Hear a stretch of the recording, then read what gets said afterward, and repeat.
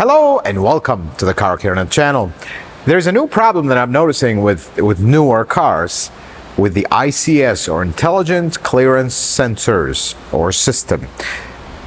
Basically parking sensors on newer cars like this LS500. Folks, Toyota and Lexus has a new generation. They've been at it since like 2017, 18, somewhere around there. It's been going for a while. Things have been good, but I'm noticing a kind of an uptick of similar problems over and over and over. I want to share with you some of those, how to diagnose them, and most importantly, because before you diagnose anything, you need to know how the thing works so you can actually diagnose it effectively. Share with you some tips. Some of these could be actually DIY. If you're a little bit more advanced, a little bit good with electric stuff, this could be simple diagnostic tips that'll really help you kind of narrow it down and fix it without basically replacing the whole thing. I've seen that too. Let's talk about the system and what it is to begin with. Let's start with the basics. There are sensors spread across the car, kind of like this. When you approach an object in the front or the back, it's going to start beeping. But this is the new thing with these systems. Unlike old systems, it's just beeped and beeped until you get the continuous beep, and then if you keep going, you just hit the objects. These newer cars could apply the brakes. When they get very close, they will send a signal to apply the brakes when the car is equipped. So they're a little bit higher definition, a little bit more sensitive, not your average old car parking sensors is just beep. That's the difference between them. Now we know what they do. Let's talk about how they're constructed, or how is this wired, so you know how the diagnosis works. I'm going to dive into how this is wired, but I want you to see something. This is the wiring harness that connects all the sensors, this is a sensor. This is out of a 2017 Lexus RX 350. Most cars, most Toyota and Lexus lately will have the same setup and actually a very similar wire.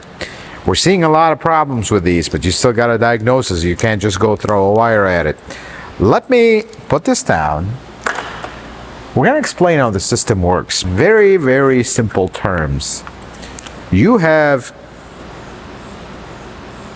a computer. This controls everything. You have a car. Let's just draw the car. This is the front. And this is the rear. You have corner sensor. I'm going to change the color so you can see it. You have a corner sensor, two middle ones, and one corner. In the rear, you also have 4 sensors. Here's the beautiful part. In majority of these cars, and don't take this as kind of a set thing, but you got to check, but majority of them, for example that RX 350, these 4 sensors, even though these are corner sensors, these are center, middle sensor, or center sensors, they're all the same. Brilliant design, because when we dive into it, you'll know why they are the same sensor. Let's get into it. So from this computer, you have 3 wires that exit. For the front,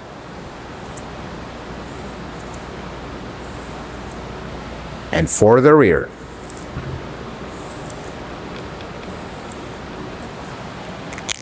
One of these wires is just a ground. Same thing here. 2 of these wires are communication wires, and that's when things get tricky. This is very ancient communication still, even though it's a newer system. They're not really CAN communication, and the sensors themselves are not a computer. They just relay a signal. So you can't really communicate with individual sensors. That's the part that is weird. Here's how this works. They're connected in a daisy chain, but it's a very brilliant design. So here's the first sensor. Let's talk about this is rear. Then here's the next sensor, and the next one, and the last one. Okay? Here's how this is wired. You would think that there's 3 wires going to this one, 3 wires going to this one, 3 wires going to this one, 3 wires going to this one. That would make this little harness look like something like this. But you see, this harness doesn't look like that. Here's what they did instead. This is the primary.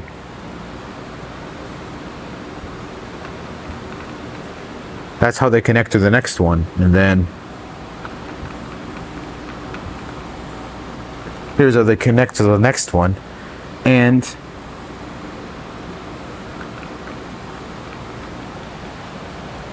same thing in the front. Separately, doesn't connect to the front ones, but that's how they connect.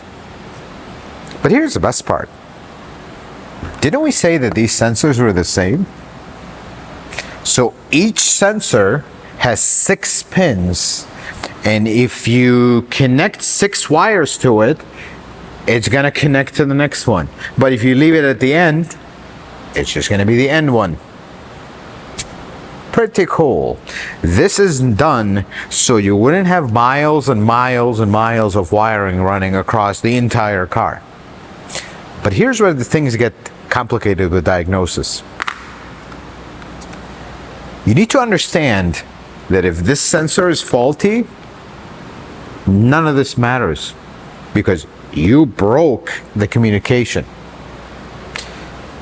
If this sensor is faulty, you should be able to see this one. That's what you need to know about this. Here's the best part about this. Because these 4 sensors are the same, this is where diagnosis gets a little tricky.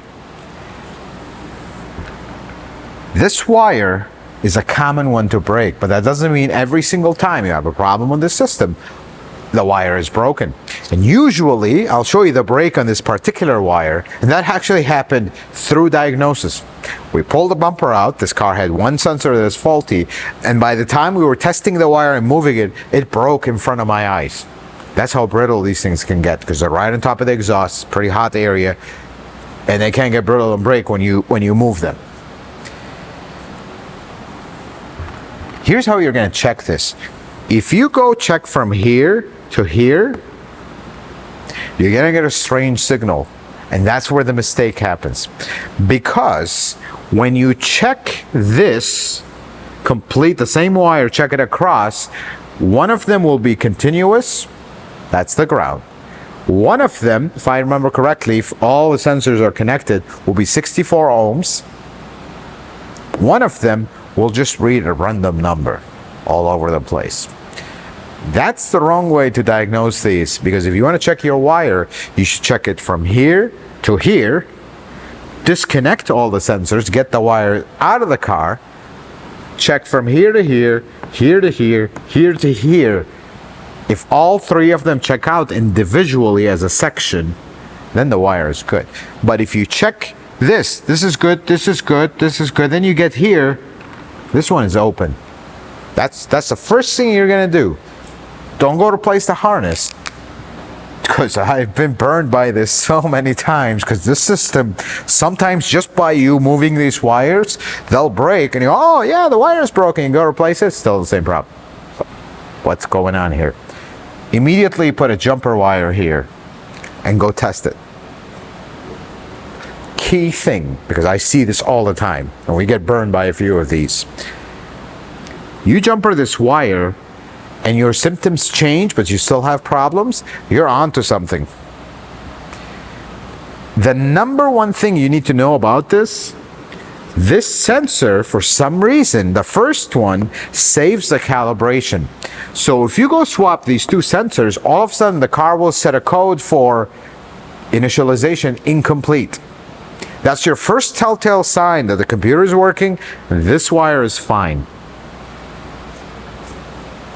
Something changed, meaning the sensor you removed, like I say you swapped these 2, the sensor you swapped out might have a problem, but not yet. Don't go running replacing it, because this is where things get very interesting. When you switch the sensor around, go try to initialize the system. If you can't initialize it, one of these sensors is not working. And this is where things get tricky. The best way to do this, and this is going to sound strange because there's actually no other way to test these sensors, because they give you in the book, like, you measure across the resistance across them. I've had bad sensors actually read well, and then they end up being the bad one. You want to have a known good sensor. The best part is most of these cars, they'll have the same sensor. Maybe it's not the same bracket or the same color or whatever the case, but internally they're the same. So you can plug it in a car and test. You're gonna switch one by one. After you have 100% verified that your wires are not broken, you're gonna start switching sensors. Okay, let's take this one out of play, put the known good one here, try to calibrate. No calibrate. Okay, bring this one back, put the new one here, take that one out of play. Try to calibrate. No calibrate. Okay, put this one back, go through it. Eventually you'll come to one of them, you'll replace it with a known good one. You can calibrate now. That was your bad sensor. That's the only effective way to diagnose this. Otherwise, you will spend days on this. That's my experience. But the number one thing I want you to pay attention to, these wires are fragile little wires, and they will betray you if you're not careful. Every time you switch out sensors and remove the wire, double check them. That's exactly what happened with that harness right there. And even though I am telling you about this, every time it'll still make you scratch your head, because things don't make sense. Here's the weird part. When this sensor goes out of commotion, or this network goes out of commotion, it'll set an open or short set code. But if you go swap these sensors, that code will go away. Now it's telling you initialization incomplete. It's like, wait a second.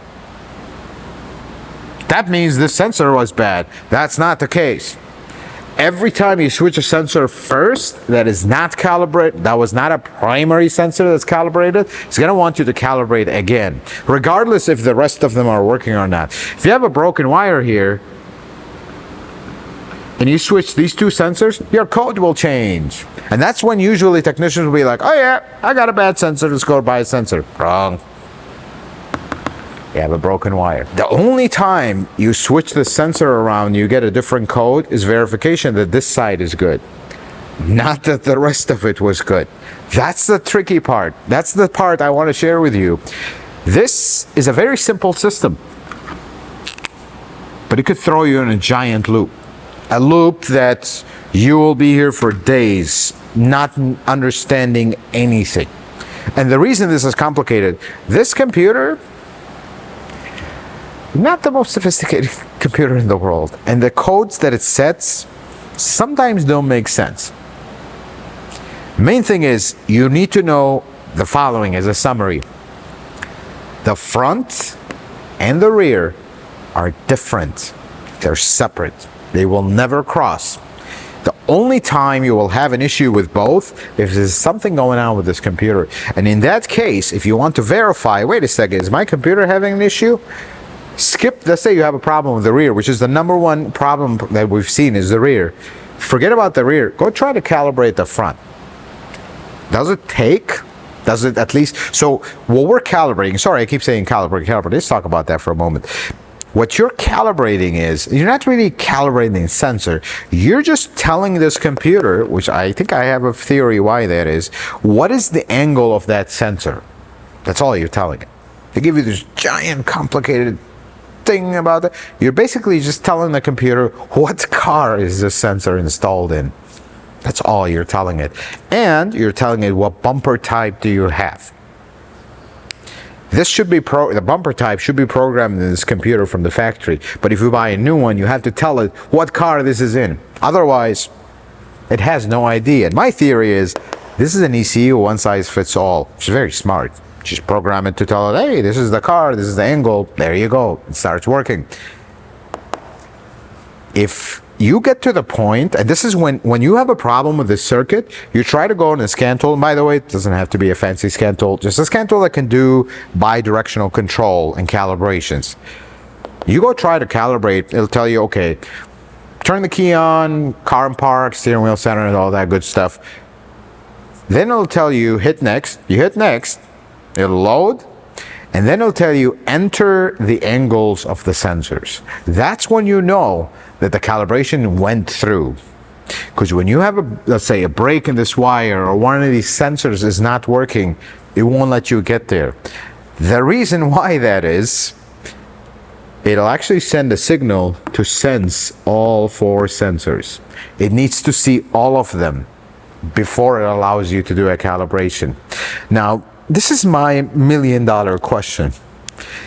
If this computer has the ability of detecting all 4 sensors present or not, why does it not show it or set a specific code for one sensor? If you look through the codes, you will see that it does have those codes, but it never sets them. That's what we're seeing. It'll set, and this is a code I'm going to write here. You're going to see this a lot. Almost every single diagnosis with this system has this code. C1AED.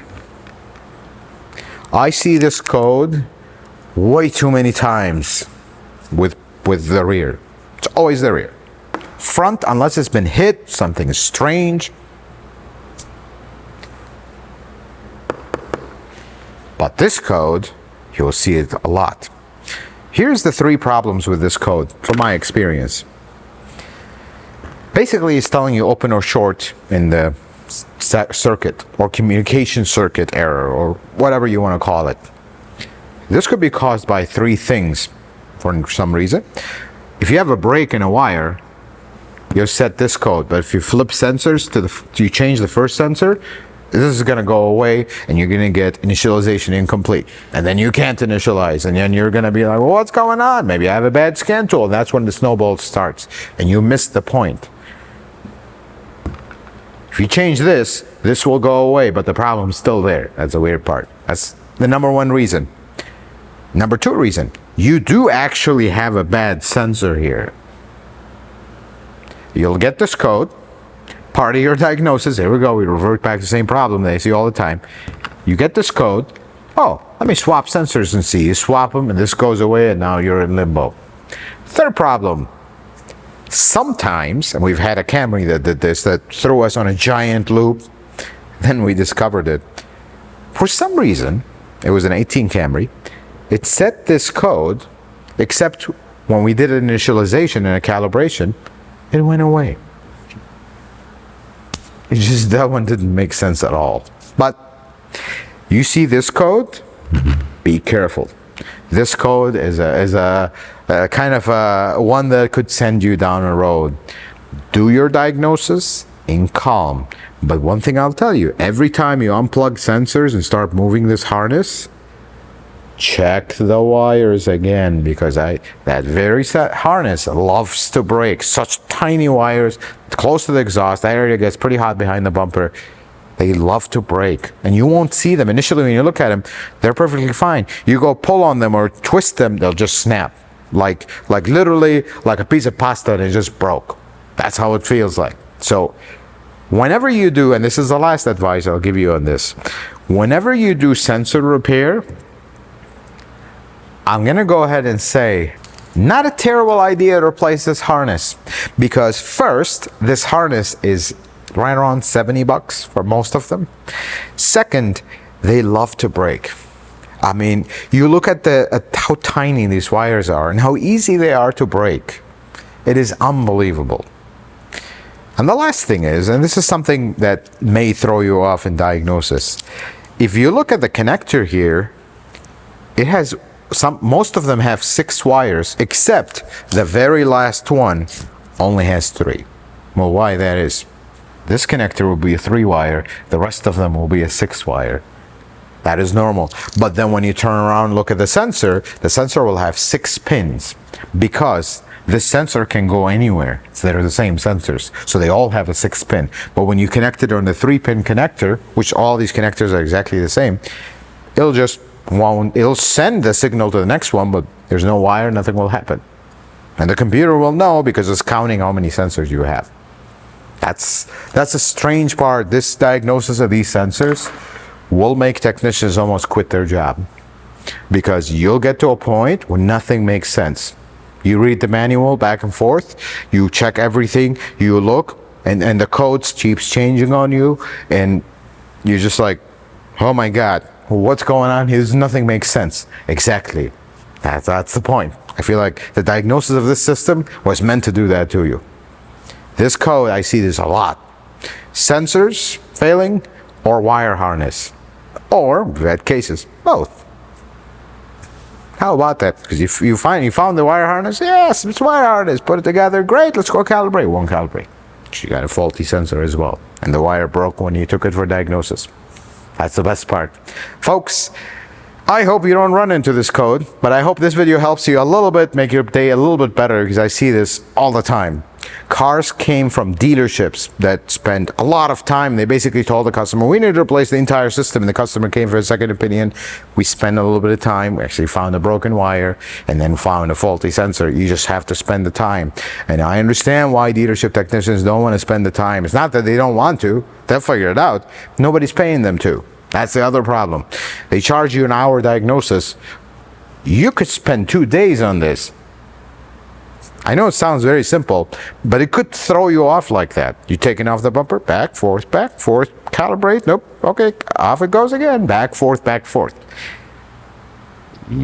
Flat rate doesn't work with that diagnosis type.